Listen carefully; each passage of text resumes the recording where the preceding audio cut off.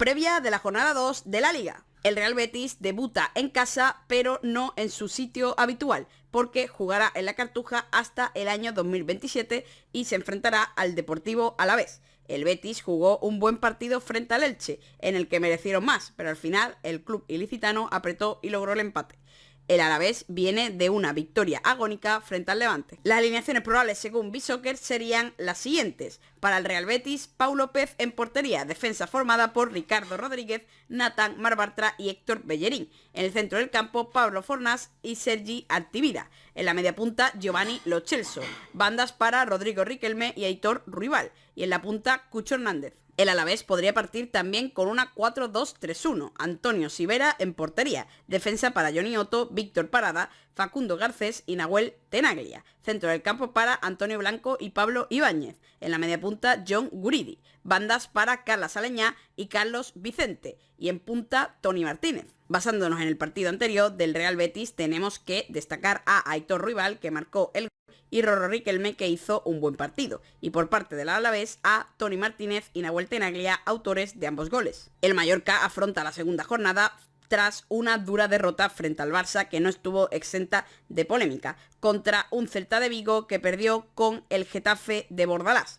Ambos equipos buscarán quitarse el mal sabor de boca. Las alineaciones serían, según BeSoccer, por parte del Mallorca, jugarían una 5-3-2, en portería Leo Román, centrales Marc Kumbula, Antonio Raillo y Martín Valjean, y en los laterales Johan Mojica y Mateu Morey. Centro del campo para Antonio Sánchez y Sergi Darder, en la media punta Pablo Torre y dos delanteros, Takuma Asano y Mateo Joseph. El Celta partiría con una 5-2-3. Tenemos a Andrei Radu en portería, los centrales serían Marcos Alonso, Joel Lago y Javier Rodríguez, laterales Óscar Mingueza y Sergio Carrella, centro del campo Ilais Moriba y Fran Beltrán, y en la delantera tendríamos por banda izquierda Ferran Jugla, banda derecha Yago Aspas y en la punta Borja Iglesias. Por parte del Mallorca hay que tener en cuenta a Leo Román, que no hizo un mal partido pese a recibir 3 goles, y Pablo Torre, que parece que se adaptó bien. Por parte del Celta me voy a quedar con Yago Aspas y Óscar Mingueza, aunque no cuajaron un muy buen partido. El Atlético de Madrid debuta en casa tras una derrota inesperada frente al Español y con la baja de Alex Baena, mientras que el Elche está bastante crecido tras conseguir un empate frente al Real Betis, un partido importante para no entrar en rachas negativas. Las alineaciones podrían ser, según BeSoccer, por parte del Atlético de Madrid, un 4-4-2 con Jan Oblak en portería, centrales Robin Lenormand y David Janko, laterales Mateo Ruggeri y Marcos Llorente, en el centro del campo Johnny Cardoso y Pablo Barrios, en las bandas Thiago Almada y Giuliano Simeone, y una doble punta con Julián Álvarez y Alexander Soldot. El Elche podría jugar una 4-5-1 con Mateo Dituro en portería, centrales Pedro Viga y David Affengruber. En los laterales tendríamos a Leo Petrot y Álvaro Núñez. Como centrocampista defensivo, Marc Aguado. Un poco más adelantados estarían Alex Febas y Martín Neto. En las bandas estarían Rodrigo Mendoza y Germán Valera. Y en la delantera, Álvaro Rodríguez. En Atlético de Madrid destacan Julián Álvarez, que marcó un golazo de falta, y David Janko, que parece muy sólido. De Elche me quedo con Germán Valera, que marcó el gol, y Alex Febas, muy fiable en el centro del campo. El recién ascendido Levante, tras perder en la primera jornada frente al Alavés, recibe a el FC Barcelona, vigente campeón y equipo que ganó cómodamente el Mallorca. Rival difícil para los granotas y asequible para los blaugranas. Según BeSoccer, el Levante partiría con una 5-3-2, con Pablo Cuñat en portería, centrales Unai Elguezábal, Dela y Jorge Cabello, laterales Manu Sánchez y Jeremy Toljan, el centro del campo Sergio Lozano y Oroel Rey, media punta para Pablo Martínez y dos delanteros, Iván Romero y Roger Brugué. Y el Barça podría jugar una 4-2-3-1, en portería Joan García, centrales Pau Cubarsí y Ronald Araujo, lateral izquierdo Alex Valde, lateral derecho Jules Koundé, centro del campo para Frenkie de Jong y Pedri, media punta para Dani Olmo, en las bandas Rafinha y Lamine Yamal y Ferran Torres de delantero. Si vemos el partido anterior del Levante, me voy a quedar con Jeremy Toljan, que consiguió marcar el gol, y el capitán Pablo Martínez. Del FC Barcelona me voy a quedar con Joan García, que fue muy sólido bajo palos, y Lamine Yamal, que sigue deslumbrando. Osasuna recibe al Valencia en el Sadar tras una derrota muy ajustada frente al Real Madrid, donde destacó su defensa, y el Valencia no consiguió pasar del empate frente a la Real Sociedad. BeSoccer estima que Osasuna jugaría una 4-2-3-1 con Sergio Herrera en portería, Alejandro Cantena y Enzo Boyomo en la zona central, laterales Juan Cruz y Valentín Rosier, centrocampistas Joan Moncayola y Lucas Torró, en la media punta Aimar Oroz, En las bandas, Víctor Muñoz y Rubén García, y de delantero, ante Budimir. El Valencia partiría con una 4-4-2. Julen Aguirrezabala en la portería, Copete y César Tárrega como centrales. En los laterales, Dimitri Fourquier y José Gallá. Centro del campo para Javi Guerra y Pepe Lu. En las bandas, Luis Rioja y Diego López. Y doble delantera con Dani Rabá y Hugo Duro. Por parte de los Osasuna voy a destacar tanto a Enzo Boyomo como a Valentín Rosier, que fueron muy sólidos en la zona derecha de la defensa. Del Valencia me voy a quedar con Diego López, que marcó el gol, y Javi Guerra, que fue crucial en el mediocampo. La Real Sociedad, tras su empate con el Valencia, recibe en Anoeta al Español, que viene con muy buena motivación tras ganar al Atlético de Madrid, aunque los locales parten como favoritos. Según datos de Bishoker, la Real Sociedad partiría con una 4-5-1 con Alex Remiro en portería, Igor Zubeldia y Duje Caletacar en la zona central, Ayen Muñoz y John Aramburu en los laterales, Beñat Turrientes como centrocampista defensivo, Brais Méndez y Pablo Marín más adelantados en el centro del campo, en bandas Ander Barrenechea y Taque Cubo, y de delantero Mikel Oyarzabal. Y el Español jugaría una 4-2-3-1, Marco Dimitrovic en portería, Leandro Cabrera y Fernando Calero como centrales,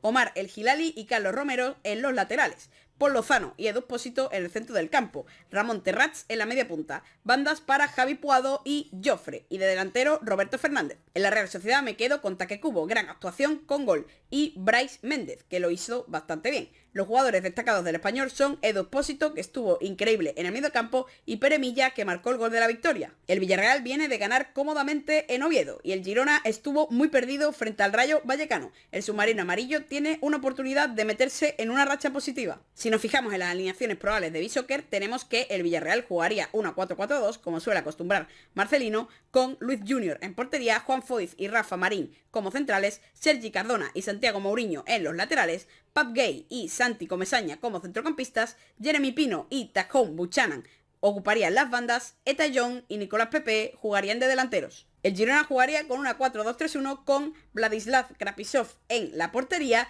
Pito Reis y Ladislav Kreski en los centrales, laterales Daily Blin y Hugo Rincón, centro del campo para John Solís y Yangel Herrera, media punta para Tomás Lemar, Joel Roca y Víctor Siganco ocuparían las bandas y Boyan Miovski en la delantera. El portero del Villarreal, Luis Junior, brilló haciendo buenas paradas y deteniendo un penalti, y Pat Gay consiguió marcar el gol tras estar muy bien durante todo el partido. Los jugadores más destacables del Girona son Víctor Siganco, sin duda el mejor del equipo, y Joel Roca, que consiguió marcar el único gol. El Real Oviedo también recibe a un rival bastante complicado en casa, como lo es el Real Madrid, tras perder en la primera jornada de Liga. El equipo de Xabi Alonso dejó destellos de calidad, pero solo consiguieron adelantarse desde los 11 metros. Tienen un buen partido por delante para poder desplegar todo su juego. Según Bishoker, el Oviedo jugaría con una 5-2-3 con Aarón Escandel en portería, Oyer Luengo, David Costas y Dani Calvo en los centrales, laterales Rajín Alhassane y Nacho Vidal, centrocampistas Kwasi Sibo y Luka Ilic, y en la delantera tendríamos por una banda a Haisen Hassan, por la otra Ileis Chaira y de delantero Salomón Rondón. El Real Madrid partiría con una 4-3-3 con Thibaut Courtois en portería, Eder Militao y Dinhausen como centrales, Álvaro Carreras y Alexander Arnold como laterales, Aurelien Tchouaméni con Fede Valverde y Arda Güler en el centro del campo, y en la delantera Vinicius Junior por izquierda, Brahim Díaz por derecha y Kylian Mbappé en el centro. Destacaré en el Oviedo a Aarón Escandel, que aunque recibió 2 goles hizo muy buen partido, y Haisen Hassan, que fue el que más peligro generó. Y por parte del Real Madrid me quedo con Kylian Mbappé, que hizo un muy buen partido y provocó el penalti que marcó, y Álvaro Carreras, que parece que se adapta muy bien al juego de Xabi Alonso. El Athletic Club de Bilbao logró una victoria ajustada y tuvo otra de las polémicas de la jornada con el Sevilla. El Rayo Vallecano se gustó en Girona y vienen con un plus más de ánimo tras vencer en Conference League. Las alineaciones probables según Bishoker son las siguientes. El Athletic Club de Bilbao partiría con un 4-3-3